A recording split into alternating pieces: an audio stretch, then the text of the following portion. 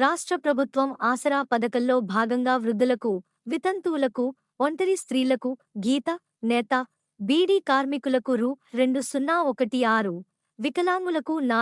4016 నెల నెలా తపాలా శాఖ ద్వారా పెన్షన్ అందిస్తుంది.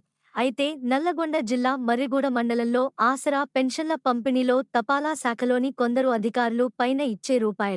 16 చిల్లర లేదంటూ, వచ్చే నెల ఇస్తామంటూ గత కొన్ని నెలలుగా ఇవ్వకుండా తమ చేతివాటాన్ని ప్రదర్శిస్తున్నారని, గట్టిగా అడిగితే ఇక్కడ నుంచి వెళ్ళు ఇంకా చాలామందికి పెన్షన్ ఇవ్వాలని దురుసుగా ప్రవర్తిస్తూ ప్రతి నెలా చేతులు దులుపుకుంటున్నారని పెన్షన్ పొందే లబ్ధిదారులు ఆరోపిస్తున్నారు.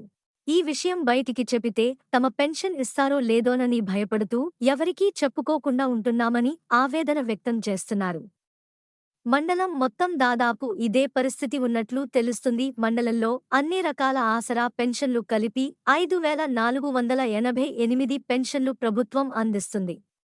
అందులో వృద్ధాప్య 1637, వితంతు 2048, ఒంటరి మహిళలు 155, కల్లుగీత కార్మికులు 358, చేనేత కార్మికుల 26, దివ్యాంగులు 1264. ఇన్ని పెన్షన్ నుండి ప్రతి నెలా రూ. 16 కట్ చేస్తే ఎంత మొత్తంలో ఆసరా పైసలు పక్కదారి పడుతున్నాయో అర్థం చేసుకోవచ్చు. ఎంచక్కా రూ. 16 నొక్కేస్తూ లబ్ధిదారుల పుస్తకంలో మాత్రం రూ.